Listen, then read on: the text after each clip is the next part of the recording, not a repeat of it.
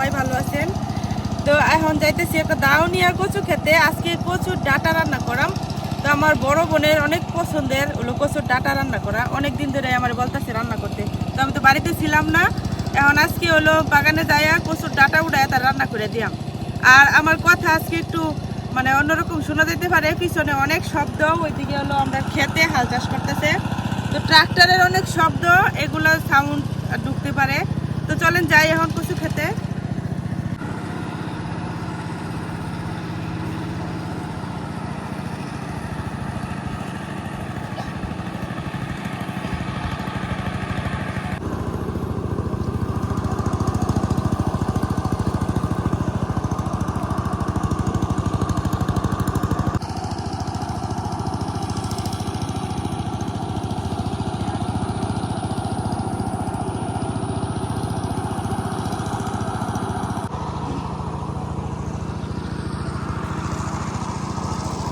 কচু ক্ষেতের ভিতরে একদম জঙ্গল হয়ে গেছে, ছোট ছোট কচুর চারা উঠিয়া মরে গেছে পুরো।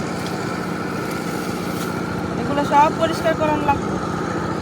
কচুর যে একটু বড় এগুলো হচ্ছে ওই সাইডে অনেক মানে জঙ্গলের মতো, গেলে ঝুঁকের ভয় আছে, এই জন্য এই সাইডে যাইতেছি না।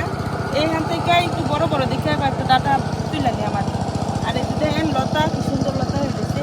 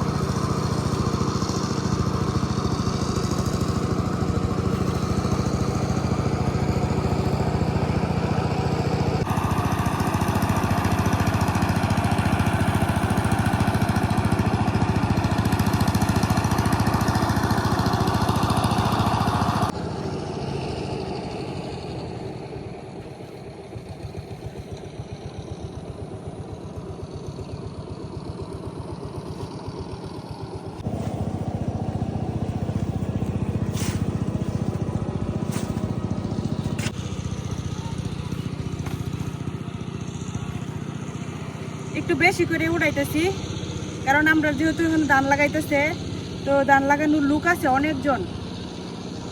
তো আমরা খাওয়ার পরে যদি মানে বেশি হয় তাহলে তারাও দেওয়া যাইব। আজকে কচুর ডাটাগুলো রান্না করা হইতেছে নোনা ইলিশ দিয়া, অনেক মজা লাগে। শীতল দিয়েও আমরা এদিকে কচুর ডাটা রান্না করে, আবার নোনা ইলিশ দিয়েও রান্না করে।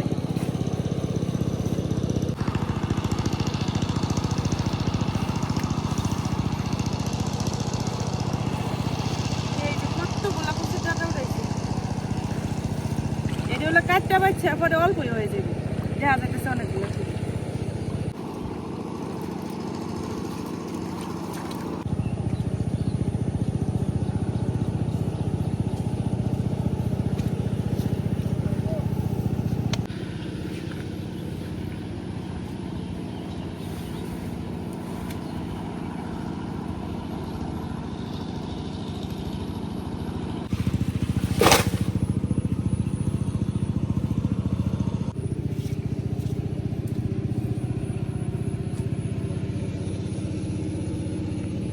এই কচুর ডাটাগুলো আরো বড় হইতো, পানির মধ্যে কচু লাগাইছি।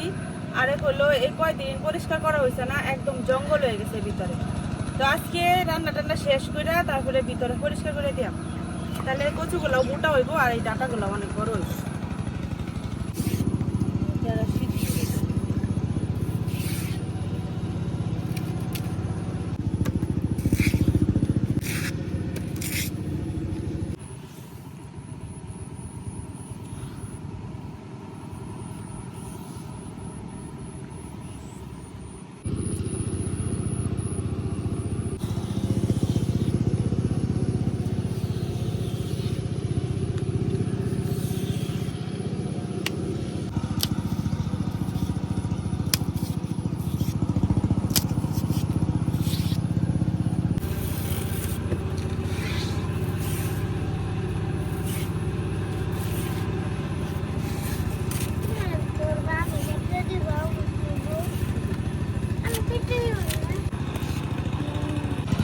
বাঁচতে বাঁচতে এক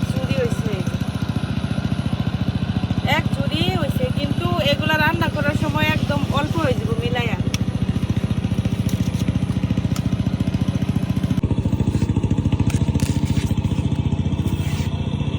সবগুলা কচুর ডাঁটা বাছা শেষ, এখন এগুলারে ভালো করে পানি দেওয়া ধুইয়া নিব।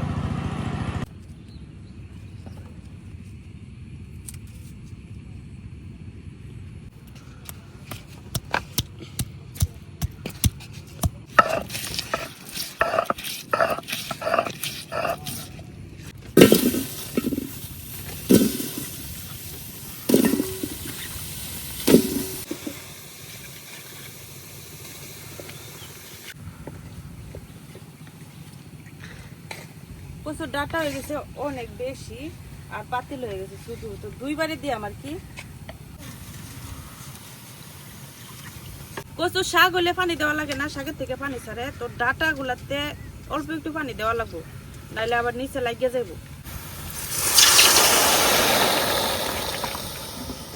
দিয়ে দিতেছি লবণ, এখন ঢাইকা দিয়াম। এটা একটু নরম হইলে তারপরে বাকি যেগুলো আছে এগুলা দিয়াম। এভাবে আস্তে আস্তে সবগুলা দিয়া ভাপ দিয়ে নিয়াম।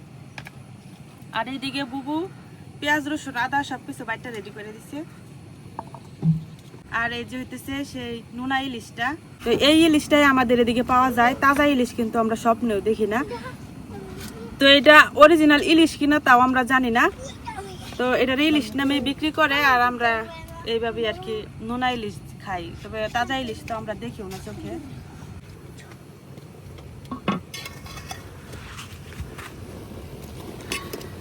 ডাঁটাগুলা একটু নরম হয়েছে, এখন আরো বাকি যেগুলো আছে এগুলা দিয়ে দেন, কয়েকবার দেওয়ান লাগবো।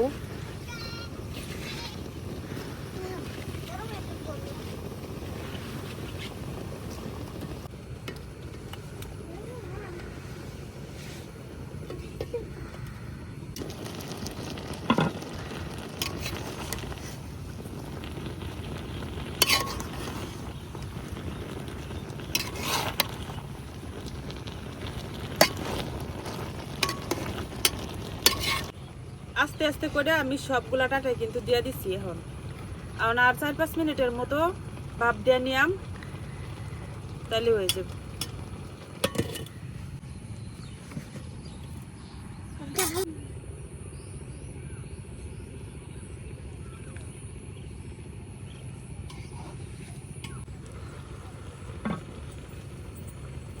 কচুর ডাঁটাগুলা কিন্তু ভাপ দেওয়া হয়ে গেছে, ভাপ দিতে দিতে কিন্তু একদম সেদ্ধ হয়ে গেছে।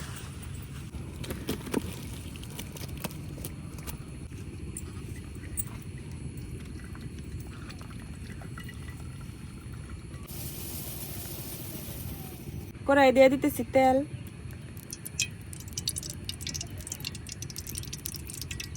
পেঁয়াজ রসুন একসাথে বাটা,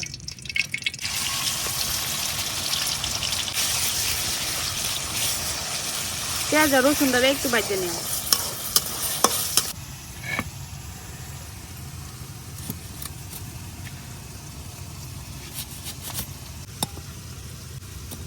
পেঁয়াজ রসুনটা যে একদম লাল করে আমি ভাজে নিচ্ছি, এখন দিয়ে দেম ইলিশ,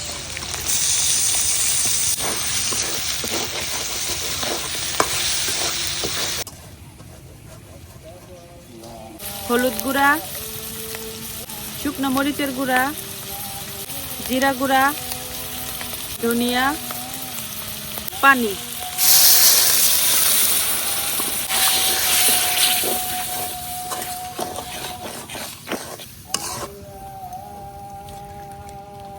এখন ইলিশটারে ভালো করে কষাই নিলাম।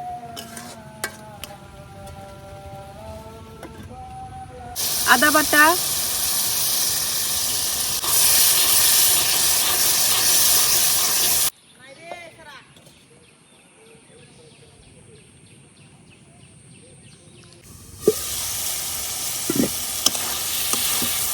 ইলিশটা কষানো হয়ে গেছে, আমি এভাবে একটু খুন্তি দিয়ে ভাঙ্গা ভাঙ্গা দিতেছি, ডাঁটাগুলোর সাথে খুব সুন্দর করে মিশা যায়। এখন যে ডাঁটাগুলা ভাপ দিয়ে রাখছিলাম এগুলা দিয়ে দেব।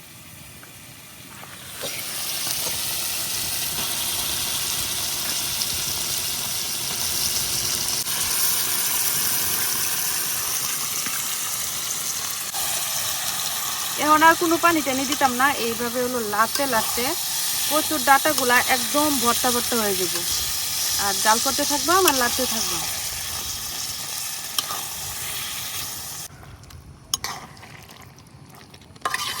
বেশ কিছু কাঁচামরিচ গুলো আমি আস্ত দিলাম, কারণ লাড়তে লাড়তে দেখা যাবো কাঁচামরিচ গুলাও একদম ভর্তা হয়ে যাবে।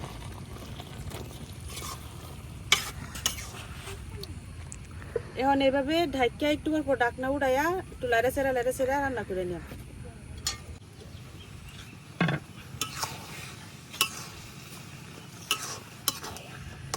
আমার কচুর ডাঁটাটা কিন্তু হয়ে গেছে। তো এখন খাওয়া দাওয়া করতাম না, ওই যে যারা আমাদের ক্ষেত লাগাইতেছে তারা হইতেছে আজান দিচ্ছে, তো ওইটা পড়ছে খাওয়ার লাগে। এখন তারা ওরা করে হলো, তারা নিয়ে দিয়ে এলাম, পরে খাওয়া দাওয়া করাম। তো আজকে এই পর্যন্তই, সবাই ভালো থাকবেন, আল্লাহ হাফেজ।